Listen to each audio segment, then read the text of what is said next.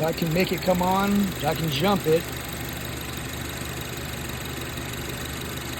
It's a huge load on the system, on the engine, but it ain't doing squat. So this is not what you want to see when you go to do a job like this. And this is only the second time in my 20 plus years that I've seen metal in the system.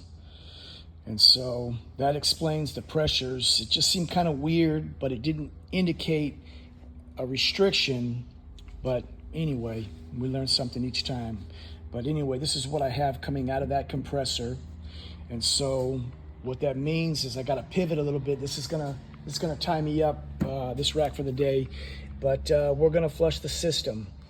This was actually, came from another shop, and the customer just did not like the way they went about the diagnosis and front loading, as if they knew that there was metal in the system.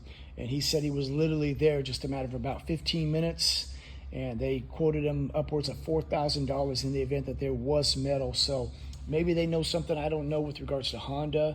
This is my first Honda, and I seen it on a Ford Expedition. But pull out the expansion valve. We're gonna pull the lines. I'm gonna flush the condenser with the filter removed, and we'll replace the filter, and I'm gonna flush the evaporator in place. So it's nice to have tools on hand to flush. There's my kit. I've got this here. I got other garbage back there for it, but we're gonna do it right. Take my time. This will not be a $4,000 job. But anyway, we'll get all these seals replaced, whatever's coming apart, and we'll get it back together, get it working. So quick trip up to the dealership, i.e. just over an hour to get up and back, but I've got a new expansion valve, all the O-rings, and then obviously the body clips. We need to replace these. They're like one-time use.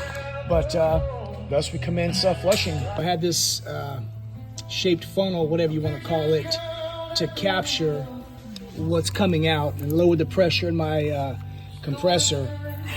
And as you see, you don't want it draining and falling inside the vehicle in the cabin. So I'm gonna blow this completely out. I'm blow it in both directions and keep on working forward.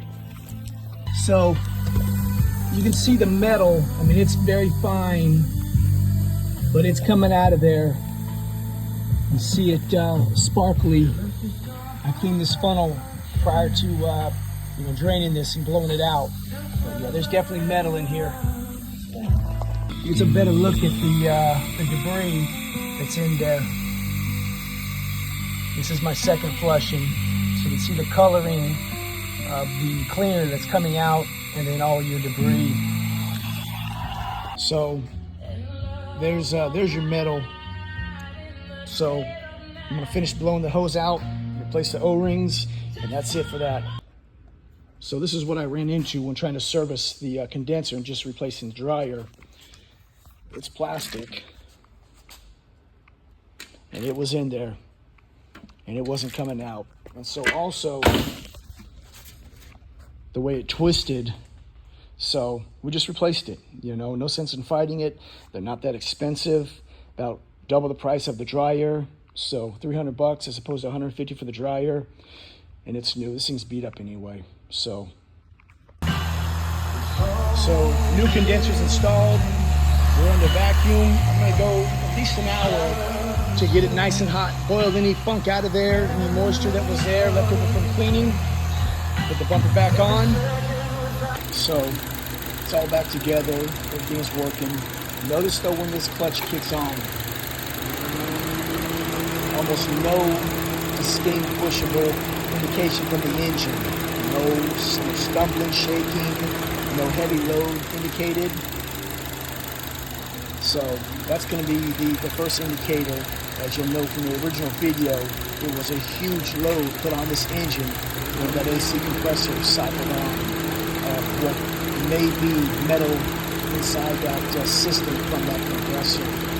It wasn't increasing on the high side, and a heavy load on the engine, you may be looking at metal. So that's what I take from this job. I try to learn something from each of them. So again, you see how it's cycling on and off, on and off. There's no perceived indication from the engine. It's just normal on, off, as opposed to the other one. So hope this helps somebody. So there's all the parts right there: compressor, condenser, expansion valve, the relay, bunch of O-rings, belt, and some fender clips. All genuine parts.